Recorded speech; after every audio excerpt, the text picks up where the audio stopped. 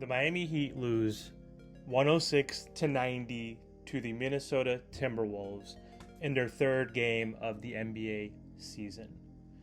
Welcome back to the Team to Beat Miami Heat basketball channel. My name is Amir. Just want to thank everybody for their continued support of my channel. I'm on my path to 400 subscribers, so if you could please hit that subscribe button, it would mean a lot to me. So the Miami Heat have lost back-to-back games.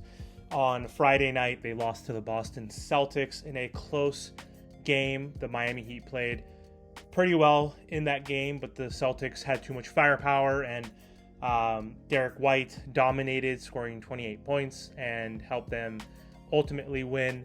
And the Miami Heat played on a back-to-back on the road last night against the Minnesota Timberwolves. This was the Timberwolves home opener, and this also was a pretty close game until the end of the third quarter and then the fourth quarter, where the Heat performed pretty poorly once again. This is 3 games in a row where they've played horribly in the fourth quarter. So I think the fourth quarter is now becoming the new third quarter for the Heat, as we all know as Heat fans how pathetic the Heat would play in those third quarters. So the Heat were up actually after 31-26, and they got outscored 29-22 in the second quarter, so they were down by 2 at halftime, and then they were outscored 20-25 in the third, and then the fourth they only scored 17 points, and the T-Wolves scored 26 points. They went on a 11-0 run and then a 16-1 run to put the game out of hand ultimately for the Miami Heat. Naz Reid, who is the backup center for the T-Wolves, who should honestly be a starter on another team, he signed a contract, a 4-year extension or a 3-year extension for $42 million, and he played amazing. He is, I don't want to call him a Miami Heat scrub killer, because at one point he was a scrub, but he's gotten better exponentially every single year. So Reed always plays well against the Miami Heat. He scored 25 points on 10 for 14 shooting in 28 minutes, sparking the T-Wolves to that 106-90 victory in their home opener against the shorthanded Miami Heat. So he played really well. He is great at cutting, slashing. He's good at rebounding, specifically offensive rebounding. He could spread the floor and hit a 3. I think he hit 2 in this game, so he was a huge threat. Anthony Edwards was relatively quiet throughout this game until the fourth quarter, where he started scoring more points, but he finished with 19 points overall and in a quiet victory. So kudos to the T-Wolves for beating the Miami Heat. I know we were shorthanded, but I still think we should have beat this team, with the fact that we still had Tyler Herro and Bam Adebayo playing. Jimmy Butler sat out for rest, which I think is bullshit. It's only the third game of the season, and he didn't play the entire preseason, so I'm not sure why we're resting Jimmy Butler already.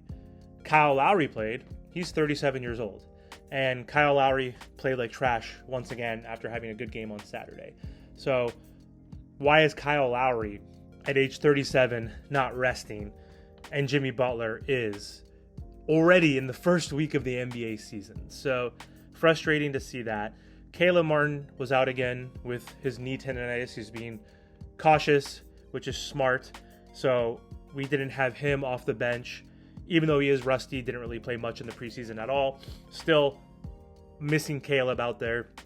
Haywood Highsmith, who got hurt in the preseason, is out and still will be out for the remainder of this road trip. And he is sorely missed, especially his defense again. And Josh Richardson has not made his Miami Heat debut in the regular season yet. He's been out with a foot injury and will miss the next game as well. And so having 5 players out for the Miami Heat is tough. Kevin Love also sat out because of a shoulder issue, but I'm assuming that's rest. So missing him was huge as well, because he played pretty well in the first 2 games as well. We got out rebounded again, so we definitely miss K-Love. So Pretty embarrassing start to the season. Yes, we were missing Jimmy, but again, the T-Wolves are trash, and I expected Bam and Tyler to be enough to win on the road, and the T-Wolves were favored minus 8.5 points, and I thought that was ridiculous, and they ended up covering that by almost double. So again, kudos to the T-Wolves for playing hard, winning their first home game, but this Miami Heat team is struggling right now with the injuries, but also with the lack of firepower and scoring. And Tyler Herro, man, tough to watch. He scored 22 points, but on 8 for 23 shooting, 4 for 10 from the 3. Only 2 free throws. He was 2 for 2 from there, but just another horrible shooting game. In game 1, he was 7 for 24. Game 2 against the Celtics, he was more efficient and had a better game, scoring 28 points, but he was a minus 16 tonight. There isn't many positive players for the Miami Heat, quite frankly, but he had 22 points, 4 assists, 5 boards, 0 turnovers, which is good, I guess, but his efficiency is horrible. And look at this, there's this stat, NBA player stats, points per game, field goal attempts, field goal percentage. Top 10 players in field goal attempts per game this year so far, Tyler Herro is number 4. And as you can see, what stands out the most is he's scoring the least amount of points on this list at 22. And if you look at the field goal percentage, not one other player is in the 30s. He's at 37.3. The next closest person is De'Aaron Fox at 43.5, which is not great, but he's taking 23 attempts. So he is technically shooting 1 attempt almost more than Herro, but shooting 6 percentage points better. So unreal. Like, he needs to figure this out. If he's on his revenge tour, I don't want to buy tickets to this tour. He needs to step up, and he was taking, again, some good shots that just didn't fall. He had to deal with Gobert and Towns and Naz Reid all night in the paint, so it was difficult to get to the rack. But he needs to take better shots. He was taking some forced shots, some pull-up threes with like no rebounders down there, so just low IQ plays. And I think it's going to be like this all season. I mean, I'm sure it's going to get a little bit better. He's not going to continue to shoot at like 30% or below.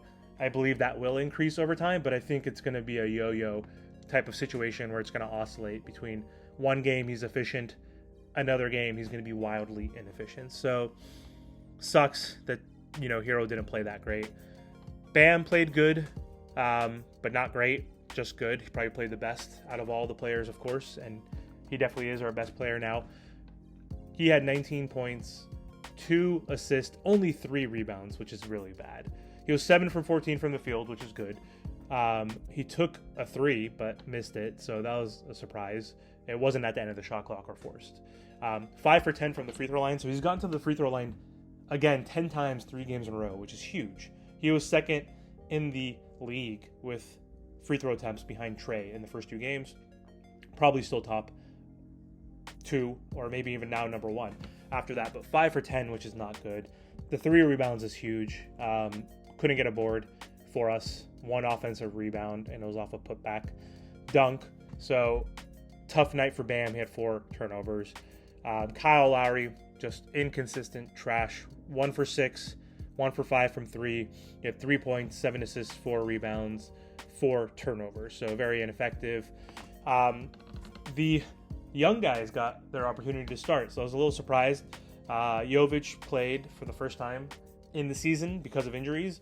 He started, he had 8 points, 11 rebounds, and 4 assists, 1 steal. He was 3 for 6 from the field, 2 for 4 from 3, so he played pretty good. He gave us some energy to start. He hit a 3 to start the game off, and he was very active on the glass, which was encouraging, and he looked really well with the ball in his hands. He is a playmaker. He's a point center, point forward, if you will, and he looks the best when he's bringing the ball up the court. Otherwise, he kind of just stands around on the wings and doesn't really get involved or do much. And so he looked good, though, with the ball in his hands, and he looked good on the defensive glass, which was nice. So happy to see him get some minutes. But once Haywood's back and Caleb's back, and Josh is back, I can't imagine him getting too many minutes, honestly. So he's probably going to be shelved again. We'll see. Jaime Jaquez got to start as well for the first time in his career as a rookie, which was great. He played decently well again. 7 points, 1 assist, 3 rebounds. He did have 3 turnovers. He shot 3 for 4 from the field and 1 for 2 from 3-point range. So I like Jaime. He's a ready now type of player, as we've mentioned and talked about during the offseason. As a 4-year player in college, he fits really well, obviously, with the Heat, and he's going to be a rotation player. This year, he'll probably be towards the end of the rotation, again, once we get Caleb and Highsmith back, and Josh Richardson. But nonetheless, I like the way he plays. He's energetic. He has good footwork. He has a high acumen when it comes to making the right plays, and he doesn't force things. The game's slow for him, which is surprising as a rookie. So, like Jaime, like him as a prospect. Duncan Robinson kind of fell back to earth. 3 for 12, 2 for 10 from 3. He had 8 points, 3 rebounds. He did good in the first quarter, though. He looked good in the first, but then for the rest of the game, couldn't make a shot. Kane looked good for a two-way player, of course.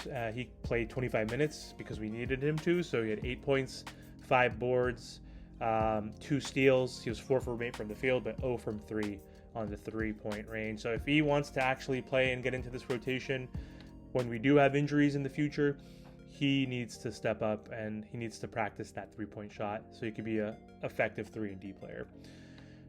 Thomas Bryant, 12 minutes only, 2 for 4, 5 points, 5 boards. So pretty much every single person was a negative on the plus minus, except for Jaime was +5 and Jovic was +6. So I'm happy to see them get into the rotation, but kind of upset with the way the Miami Heat played, specifically how Tyler Herro has been playing, being super inefficient. So he needs to step it up. Jimmy needs to not sit out games this early in the season. If we had Jimmy Butler, we win this game pretty easily, in my opinion. So frustrating start to the season. The Heat are 1-2. They play again Monday night against the Bucks on the road. I'm assuming Jimmy's going to play. He better play. This will be a big game because we're going to be playing against Dame, the player that we wish we got. We definitely need Dame.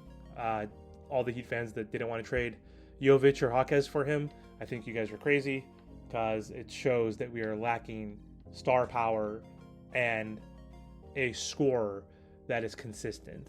So inconsistency is the story of the Miami Heat with our role players and even our stars during the playoffs. So interesting to see how Dame will do against the Heat. The Heat usually, again, play hard against the best opponents, step up, and then they usually shit the bed in these trap games against crappy opponents. So we'll see. I'm assuming the Heat are going to play better, especially with getting Jimmy back. I think we're going to lose to the Bucks, honestly, but I think it's going to be a close game. I mean, I think we have the chance to win, but I'm going to say we're going to lose to the Bucks, and Dame is going to show us what we're missing out on, and it's going to make us hate Joe Cronin even more till the end of time. So anyway, that's my recap on the game. Thanks for watching, guys. Don't forget to subscribe to the channel. Talk to you guys soon.